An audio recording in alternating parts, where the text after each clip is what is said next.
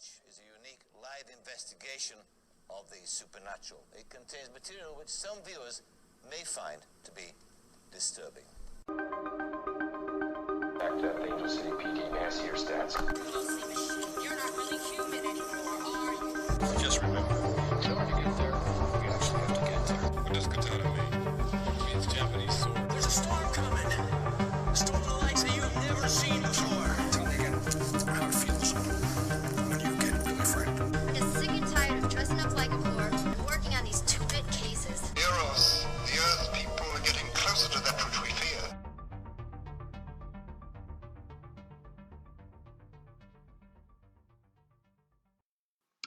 Hello and welcome to the first official episode of B-Movie Binge.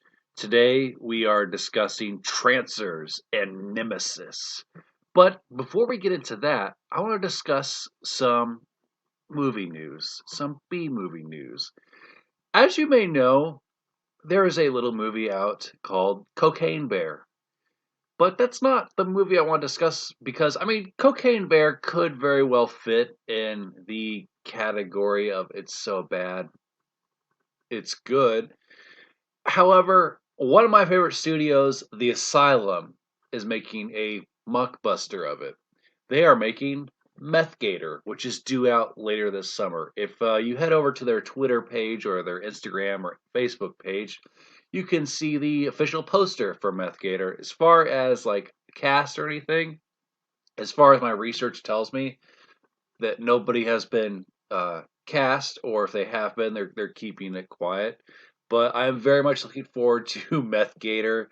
I think, like reviews I'm hearing of Cocaine Bear, is that there's not enough Cocaine Bear. And you know, as far as like bear movies go, some of my favorites are The Edge and Grizzly. I think Grizzly is definitely more like a B movie, whereas like The Edge is like an actual movie. But regardless, I'm excited to eventually watch Cocaine Bear and Meth Gator. I think those are going to be a lot of fun.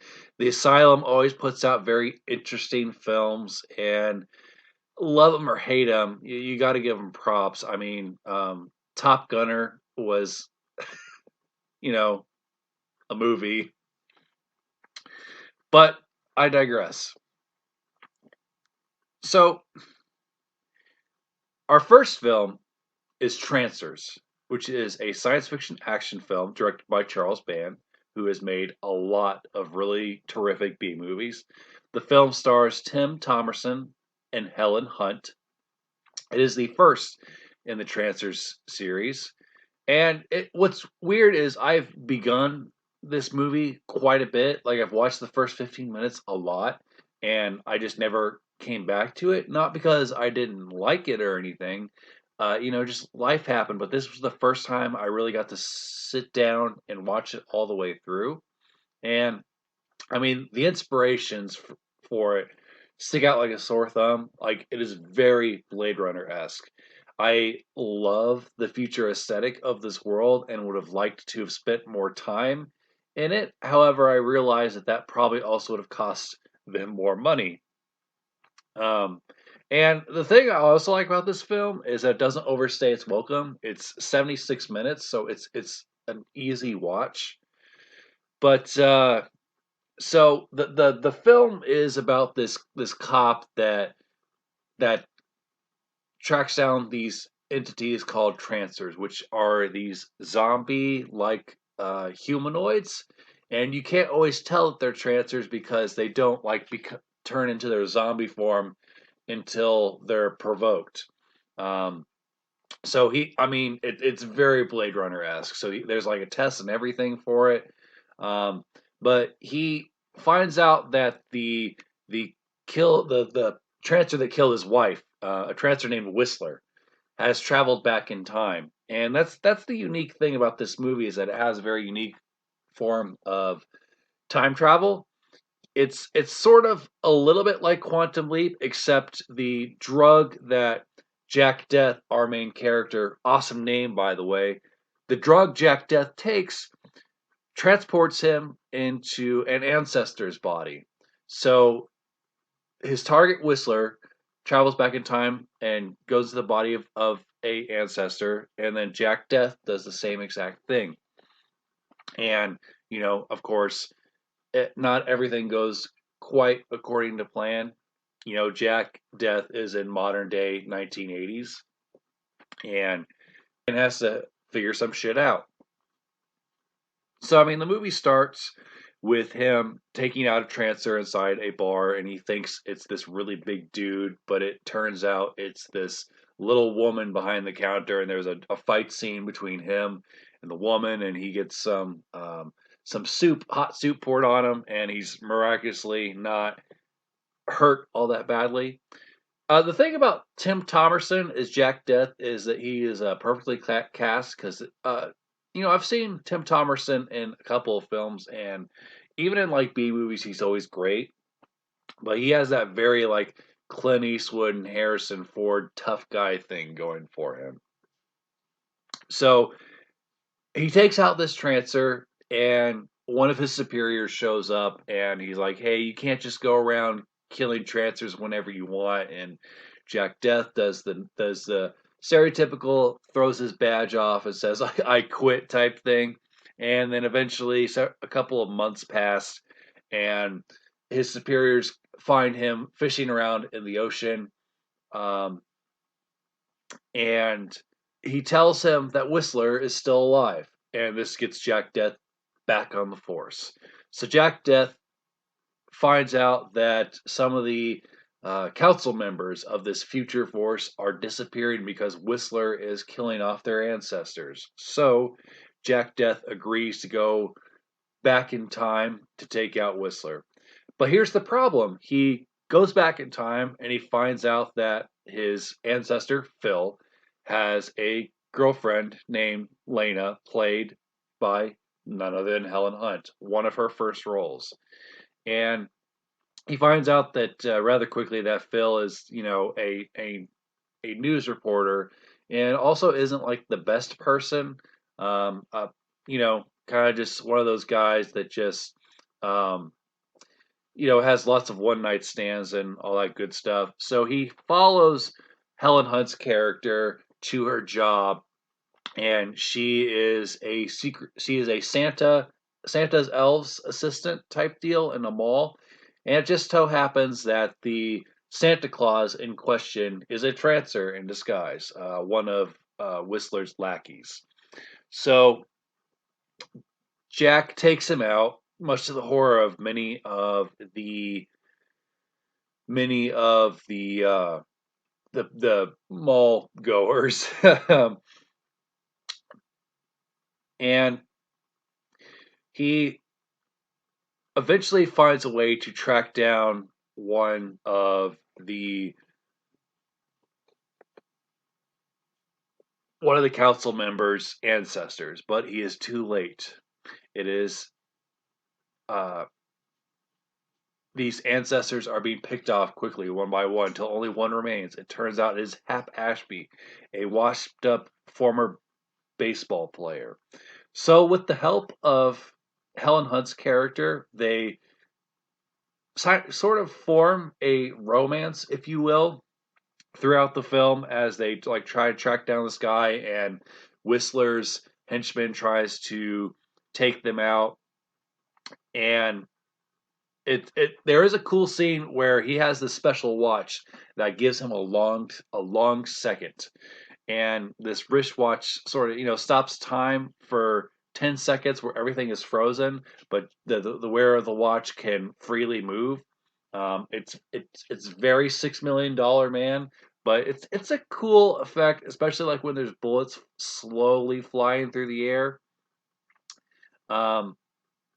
And eventually he does track down the pro ball player and uses him to sort of snuff out Whistler. And he eventually gets to the showdown with Whistler, and there's the big question whether or not he should just kill Whistler or send him back to the future. Because here's the thing, Whistler's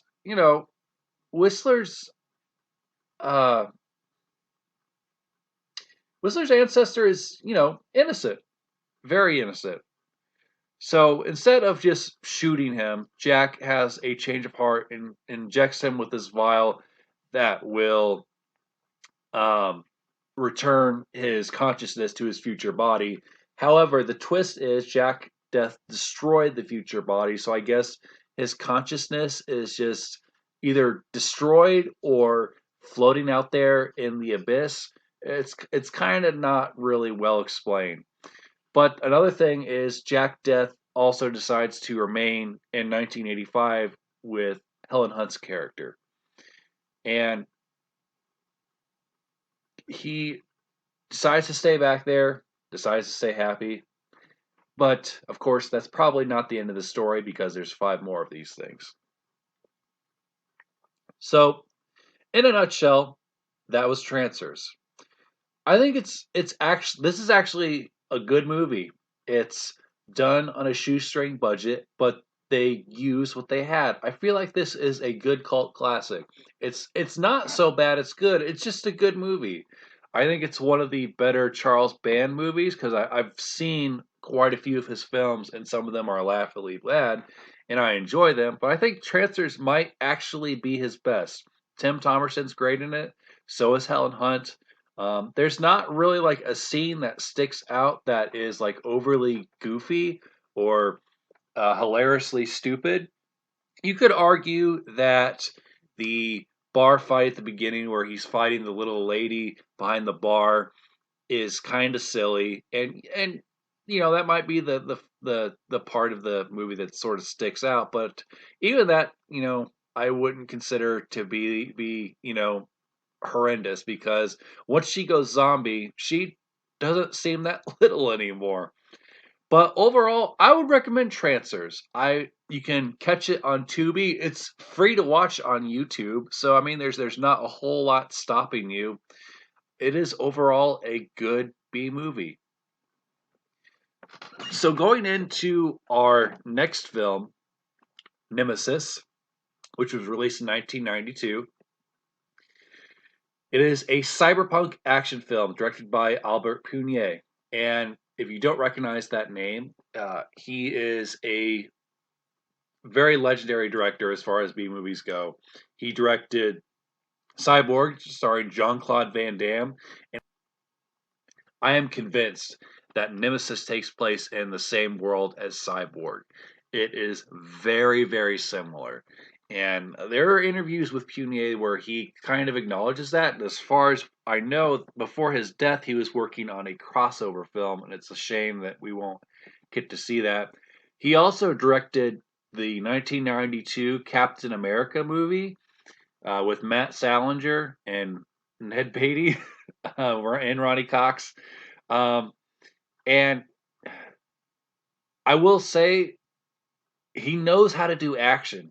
Nemesis and Cyborg, and Nemesis in particular, have great action, which makes Captain America 92 even more sad because the action in that movie was pretty bad in places, and it was clear they didn't have the budget or the time to really do that. But back to Nemesis. Nemesis stars Oliver Gunnar and Tim Thomerson, um, Deborah Shelton, and this other actor that I really love that I can never really pronounce his name correctly. His name is, and I'm going to do my best here, Kerry uh, Hikori Tagawaga. And most people will know him as Shang Tsung from Mortal Kombat, a really great actor, probably the best actor in this movie. Um, no offense to the actors in this film, but a lot of them aren't very good, save for Carrie and Tim Thomerson. Most of the other actors in this film are stuntmen and women, and it shows in their performances. But Nemesis isn't really about having great Oscar worthy or even passable performances. Nemesis features a ton of great action and great stunts. I mean, even the opening 5 to 10 minutes have really awesome and really incredible fight and action scenes. And I, even that alone makes it worth watching. But this film borrows a lot from Terminator. A lot from Terminator. And like Cyborg, it has people that are part machine, and then it has people that are all machine, which makes me think even more that this shares in the same universe as Cyborg. So, in the year 2027, ooh, that's not too far from now, illegal androids called cyborgs have become commonplace, and many criminals enhance themselves. So it is up to Alex Rain, a assassin slash bounty hunter for LAPD, to sort of track down these rogue androids. So during a routine mission, he is attacked by a militant group known as the Red Army. He is nearly killed during this assault, in which he takes on a group of really badass looking android assassins. And he sort of reveals that he is 86.5% is still human. And this is where the dialogue, you find out that the dialogue in this movie isn't going to be all that great. And I hate to harp on actors, but it's clear that they hired these people because that they're great stuntmen and women, which they are. And you could argue that the wooden dialogue and the wooden acting is because, you know, a lot of the characters in this movie aren't human anymore. And that is certainly a point that you could make. However, to Arnold Schwarzenegger's credit and Robert Patrick, their characters in the Terminator movies, they never delivered their lines in a bad way. They were always convincing. I mean, the actors in this film are physically convincing when they're doing action, but during like speaking scenes, it's very, very cringy, but also very quotable.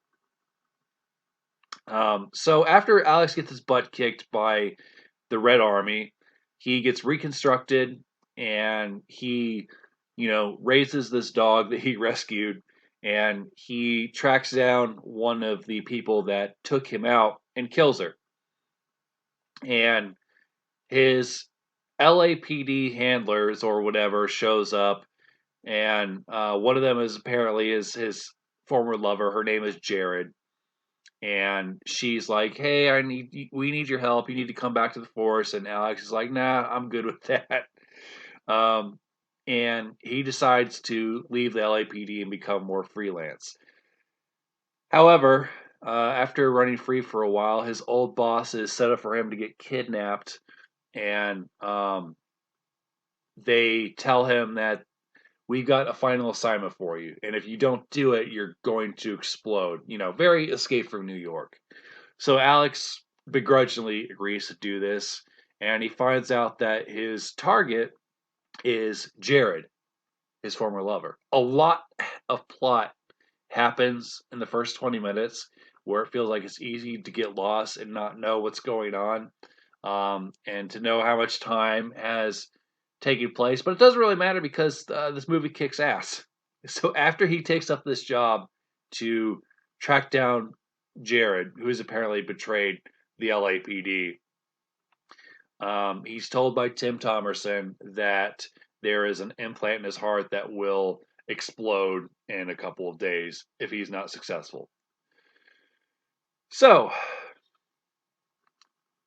he tracks down allies of Jared, and he finds out that the people that hired him have actually been infiltrated by cyborgs and androids. That Tim Thomerson is not Tim Thomerson. In fact, it is a robot duplicate. And that Alex is just a tool. So Alex finds out that Jared has been turned into a flash drive, essentially.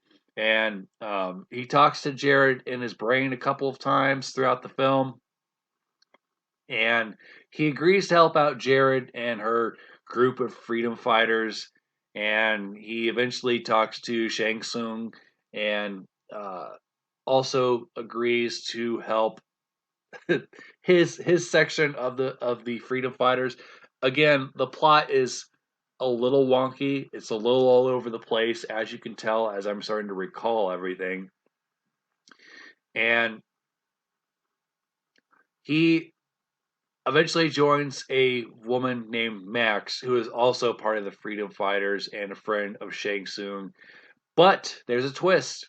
She is the sister of the woman that killed Alex, who in turn Alex killed for revenge. So there is a little bit of drama surrounding their relationship.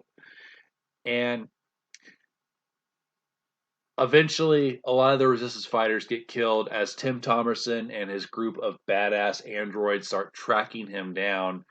And it's just up to Max and Alex to get flash drive Jared somewhere safe. So with a ton of explosions and stunts, there's a lot of actors in camera with the explosions, some close calls from what they looked like to me. And these people are extremely fit. I can't imagine the sort of training they had to do some of the stunts in this film. I think one of my favorite is them going across this gully on a hang wire, and Alex just shoots like a machine gun while he's going over this gully. It's really awesome, and he's like holding a unconscious Max on his shoulder, really over the top. I couldn't get enough of it. So Tim Thomerson tracks them down. They go running across the globe, like literally. You see scenes where they're running across the mountains, and then they're across the desert, and then they're in a forest. And they have a chase scene very similar to Predator, where they fall down this hill and go into a lake. And they are picked up by a resistance helicopter, only to find that Tim Thomerson, who has been heavily damaged and is in a full-on Terminator form, and there is a fight between Alex and Tim Thomerson's character, and it is a real person versus a stop-motion animated robot, and it is fantastic. And Tim Thomerson's character keeps saying, "State of the art, Alex," and it's really something. But eventually, Alex is victorious, not before getting like scalped and being able to see a bunch of his uh, metallic underworkings. And the makeup is quite good for the budget. I mean, I would say it's on par with the first Terminator. I mean, James Cameron was really ahead of his time. Um, but Alex eventually gets, you know, Jared where she wanted to go, and they're able to download whatever information Jared had on the LAPD and the corrupt cyborgs. And Alex eventually gets repaired, and he walks off screen with Max, and there is a voice off the camera that says, "Do we take them out?" And another voice says, "Not yet." And then it rolls to credits. So, Nemesis is Nemesis is a very good action movie. If you are looking for something that is heavy on story, I mean, even compared to Trancers, it's the acting isn't nearly as good. I, and I feel bad saying that. It's about on par with Cyborg, although I feel like Jean-Claude Van Damme has a lot more screen presence, even early on in his career, than Oliver Gunnar. Um, it's just the dialogue is very wooden. It's very hard to not cringe at some of the things these actors say. And again, I think they were going for like these people aren't completely human, so they don't talk human. But again, you got to give credit to Robert Patrick and Arnold Schwarzenegger. They always made their lines seem natural, and they weren't playing human characters. Like I that's a credit to how great performers they are. But regardless, they pull off the stunts, and this is basically what this movie is it's a sci-fi action stunt porn. Like if you're into stuff like John Wick and you don't really care about having a meaningful story. I mean, when this movie does try to have a story, it slows down. Like there's a part in the middle that I sort of kind of skimmed over where Alex meets up with part of the resistance that he thinks he's actually trying to track down, but ends up joining them. Like that's a whole big section of the film, and that sort of slows down the pace. And there's also like a cameo by a young Thomas Jane.